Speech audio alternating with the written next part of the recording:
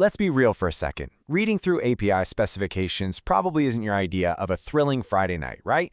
But hey, welcome to this explainer. Today, we're taking the massive, sometimes intimidating OpenAPI specification, and we're going to transform it into a crystal clear, totally actionable blueprint for your entire API lifecycle. Look, if you're working with web services, you already know that APIs literally run the modern digital economy. But the million-dollar question is, how on earth do we accurately describe, share, and govern all these interfaces without totally losing our minds?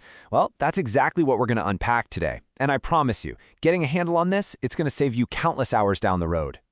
So here's our game plan for today. We'll start by mapping HTTP to OpenAPI, then look at the core anatomy of the spec, dive into security and some really cool advanced features, tackle the whole design first versus code first debate, and finally wrap up with how OpenAPI works across the entire lifecycle. Let's dive right in. Okay, kicking things off with Section 1, Mapping HTTP to OpenAPI.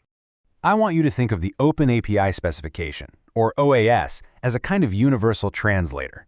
Fundamentally, it's a language-agnostic interface description. It acts as a bridge, perfectly mapping the semantics of your everyday HTTP services right into machine-readable JSON or YAML formats. So why does this actually matter? Well, because it completely eliminates the need to go digging through messy source code, or, trying to intercept network traffic just to figure out what an API actually does. With this, both humans and computers can discover and understand service capabilities instantly. It's a real game changer. And the beauty of this is how every familiar piece of a standard HTTP request just seamlessly translates into a specific OpenAPI object. Think about it. Your URI, that maps directly to the paths object. The HTTP method you're using, like a GET or a POST, that becomes an operation object. Message payloads map to your request body or response objects, and those standard HTTP status codes, they tie directly into the responses object. It's just a brilliant, perfect one-to-one reflection of the web you already know. Moving right along to Section 2, the core anatomy of the spec. Now that we've got the HTTP connection down, let's look at the paths object. This really acts as the central nervous system of your entire API description. It's the absolute key resource here because it actively binds the exposed URLs to the exact HTTP methods they support. If you're an API consumer, this is exactly where you're going to look first to understand what endpoints are actually out there for you to build against. Now, we all know the golden rule of coding, right? Don't repeat yourself. Well, the components object is how OpenAPI honors that rule. Instead of copying and pasting the exact same data structure over and over again, which, let's face it, is a nightmare to maintain, this container lets you define your elements just once. Think of a user schema or a standard authorization header. You define it once in the components object, and then you can deterministically reference it anywhere else in your document using the super simple $ref keyword. Clean, efficient, and so much easier to manage. If you step back and look at it, you'll really notice the logical flow of this design. It moves from broad to highly specific. Picture a funnel. First, up at the top, you define the top-level URL right in the paths object. Then step 2, you narrow it down to specify the exact supported method inside the path item object. And finally, you dive into the really granular details at the bottom of the funnel, outlining all those expected parameters, payloads, and responses inside the operation object. It's a very intuitive buildup. Okay, let's pivot to Section 3, Security and Advanced Features. We all know security is absolutely paramount. In the API economy, a breach can literally mean massive financial loss. And an API without rigorous protection, it's just incomplete. So OpenAPI natively supports 5 major security schemes right out of the box. Whether you're setting up a simple API key, relying on OAuth 2.0 for delegated access, or needing mutual TLS for strict financial services, you can accurately reflect that enterprise-grade protection directly within your blueprint. You are essentially baking peace of mind right into your design. Now, the creators of OpenAPI knew they couldn't possibly predict every single quirky business use case out there, so they built in extensibility. This is where specification extensions come in. Vendors can actually inject custom configuration rules simply by using properties prefixed with X-. So as an example, Microsoft Azure might use XMS paths, where a doc generation tool like Redoc might use X logo to customize how your API is rendered visually. It's brilliant because it allows a specification to bend to your needs without ever breaking the core standard. Beyond that, the spec comprehensively handles advanced routing and organization. You've got tags for logical grouping and making your navigation super clean. You've got server objects for defining exact host environments, explicitly laying out what's staging, what's production, the whole shebang. And you even have callbacks for dynamic notifications. This lets your API consumers know exactly how you're going to ping them back later with out-of-band data. All right, moving into Section 4, Design First versus Code First. So with all this structure mapped out, we hit a really critical question.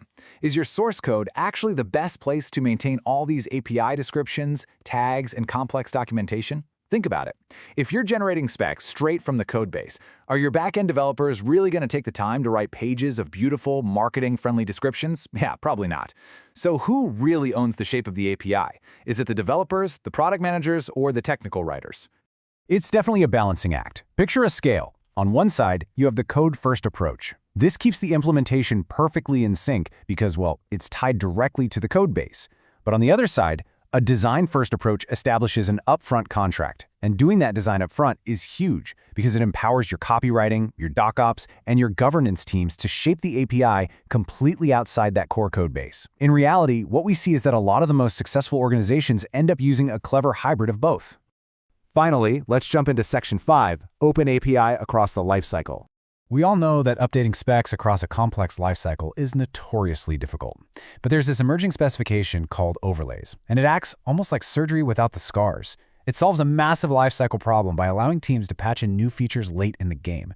We're talking things like foreign language translations or gateway configurations, and you can do this without ever touching or breaking the original root document. It uses JSON path to deterministically target and update specific areas safely. It is incredibly cool. And the ecosystem is evolving rapidly. We are officially moving beyond just single, isolated endpoints. The OpenAPI initiative recently introduced the Eratzo specification to tackle complex multi-API orchestration. The whole goal now is to orchestrate entire sequences to deliver an actual, tangible business outcome. It's about mapping out the complete user journey rather than just focusing on individual stops along the way. Notice how this creates a functional pipeline. Eratzo explicitly links these sequential API calls together. So, say a session token is extracted from step 1. Right? The pipeline seamlessly swallows that token and automatically passes it as an input dependency straight into step 2.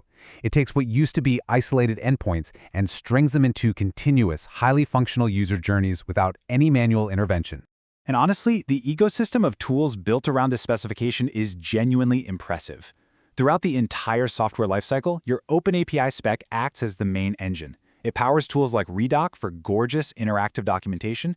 It feeds into generators like Microsoft's Kyoto to automatically spit out highly reliable client SDKs, and it serves as the rock-solid foundation for tools like Spectral to enforce really strict design time governance. Let's zoom in on Spectral for a second, because failing to build before bad code goes live, that's a massive win for sure. Basically, you write a custom rule set, you target a JSON path, and then you link your document. Spectral will instantly flag any design errors. For instance, say you have an unsafe post endpoint that's missing a security requirement. Spectral catches it and stops the process before a developer even writes a single line of code. This isn't just static documentation, folks. It's active, automated defense for your API. And that really brings us to the true power of OpenAPI version 3.1.0. When you pull back and look at it, this transforms what could be a dense, dry technical manual into the ultimate enabler. It is literally the linchpin of the modern API economy, providing us with the standard language for automation, orchestration, and totally seamless integration across countless platforms.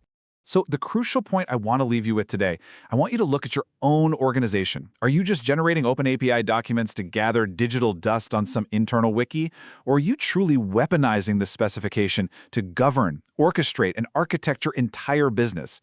The blueprint is sitting right there. The question is, how will you build with it?